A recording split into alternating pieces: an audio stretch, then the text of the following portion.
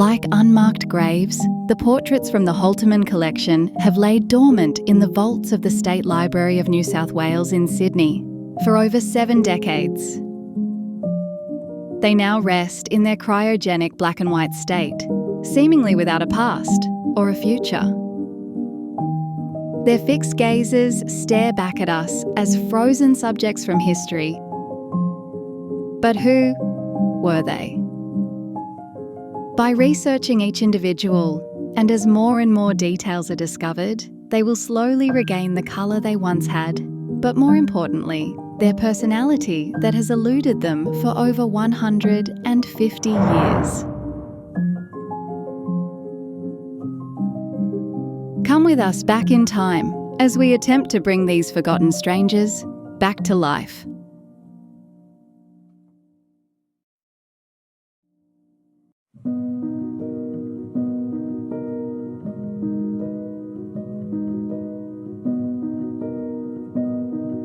Our first impressions of Little Miss, A2823388, appears as a sweet but somewhat bedraggled-looking child, with her unkept hairstyle that a loving mother would have otherwise attended to before this moment of prosperity. It is possible she may have come from poverty, but judging by her contrasting beautifully made clothing and the fact that she finds herself having the luxury of a studio portrait done, she may also be from a well-to-do background. So, was she poor, but just fortunate enough to get her picture taken? Or did she want, for nothing, to find out why she was so well dressed but failed to have her hair brushed? Let's peel back her bland appearance to reveal the colour within this sweet but messy little kid. The identification process, as always, is by reversing the inscription on the back of the glass plate to reveal that this little one's name was Miss J. Patton, spelt with an O. However, the family name would later be more recognised as Patton, spelt with an E. And with this first, but very important detail uncovered, so too the first colours and textures of Little Miss Patton are also revealed. We know that the first initial of her first name was J, and to find out further, we again consult the Hill End and Tambaroora people and occupations records to hopefully find her possible parents, and therefore further fill the void in her name. The resulting search reveals 2 residents with the name of Patton, both of which are named Thomas, the first being Thomas Francis Patton, and the second only known as Thomas H. Patton.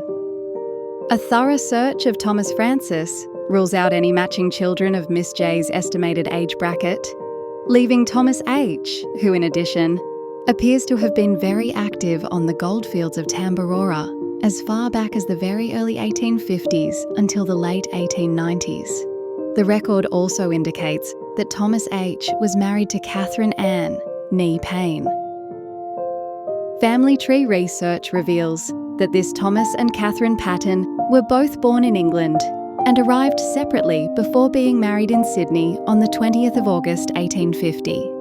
Thomas was recruited to Australia by the Australian Agricultural Company to drill for water at a place named Booral, just a little to the north of Newcastle.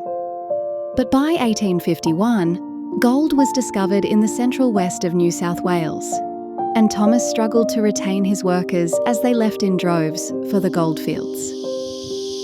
And Thomas came to the conclusion of, well, if we can't beat 'em, let's join 'em. Thomas, Catherine and their first child Francis, who was born in Booral, arrived in Tambaroora in about 1852, and by 1853, the first of a further 8 more children came along, all of which were born in Tambaroora. However, there is one name that stands out, and her name was Jessie Victoria Patton. And by taking the year of her birth as 1866, by about 1872 or 73 when the portrait was taken, it would then place Jessie's age at about 7, which seems to fit Little Miss A2823388 perfectly.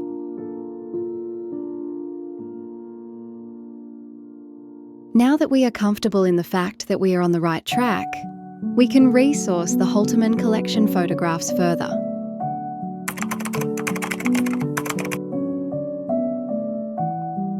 And before too long, we find a further 4 more images relating to Jessie.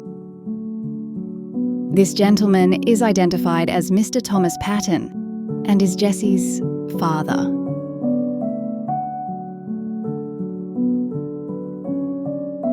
These next 2 portraits have both been identified as Miss Emily Patton, daughter of Thomas Patton.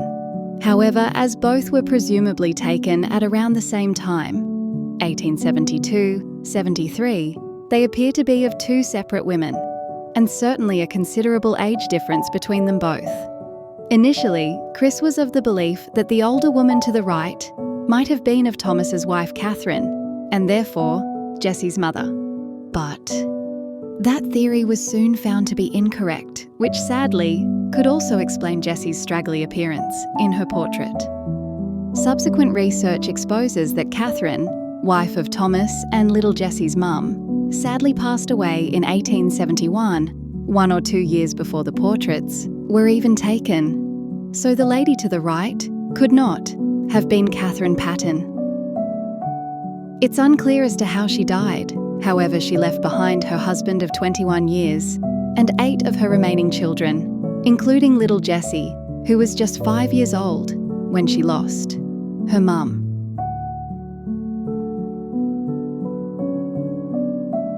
Thomas was now left to care for his 8 remaining children, albeit presumably with the help of his eldest daughter Emily, who by the time of her mother's passing would have been 17 or 18 years of age. The 4th picture related to the Pattons found in the Holtermann Collection is identified as Thomas Patton's General Store, Tambaroora.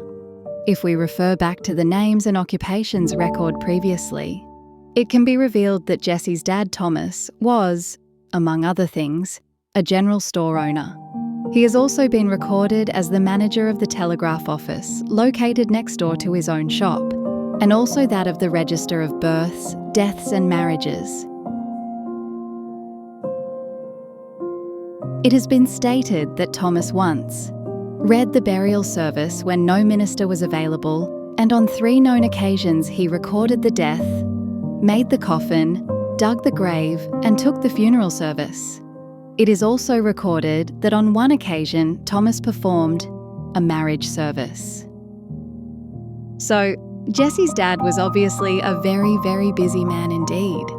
As the head of a family of 8 people, plus maintaining a store and marrying and burying people, it's probably understandable that little Jessie's hair was the least of his problems. Before we fully reveal what became of Jessie, Victoria Patton, we probably should tie up a few loose ends.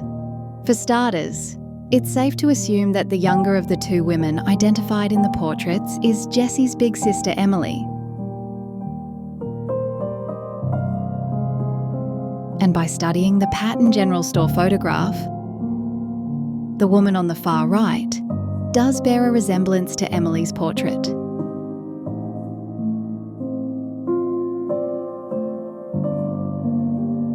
Which leaves the second portrait, also titled Miss Emily Patton. As there is no plausible clue as to who this woman could be, it actually could still be a second portrait of Emily, albeit with a deceiving camera exposure, which was not uncommon for this time. The photograph of Jessie's father's general store also may have captured a 7-year-old Jessie standing with one of her older brothers, possibly Harry, who would have been about 13 years of age when this photograph was taken.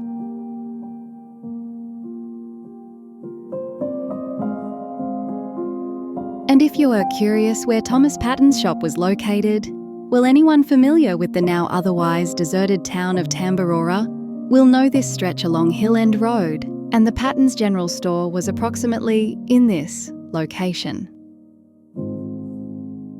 And the further irony to this is the Pattons' next-door neighbours was none other than the Frenchman, Mr. John, or Jean Renateau, from a previous episode titled Mr. Cosmopolitan. There has been a lot to unpack about Jessie's early life growing up on the Tambaroora goldfields. most of which revolves around her huge family. But let's see what became of her in her adult life. And to further uncover the colour within, Miss Jessie Victoria Patton. In conclusion, many of Jessie's siblings married and moved to New Zealand, while Jessie was the only one of Thomas's children to stay with her ageing father in Tambaroora.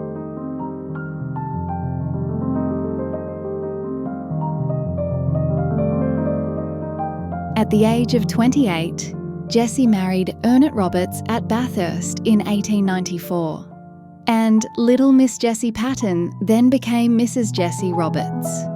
This year, 1894, also coincides with the death of her beloved father Thomas in Tambaroora at the age of 71. As a result of her unwavering devotion, Jessie inherited her father's land, which comprised of several lots.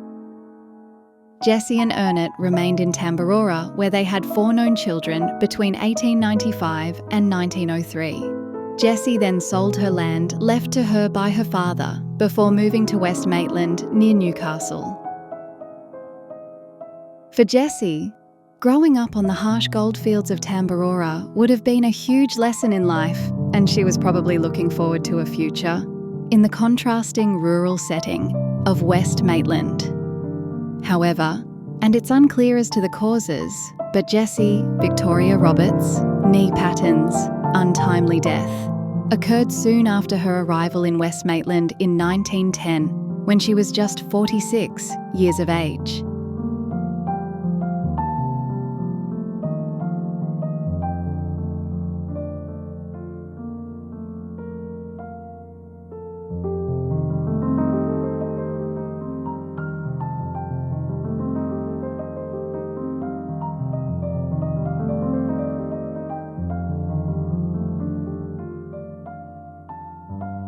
Okay, sweet little Jessie, it's now time to straighten your hair and rest in peace.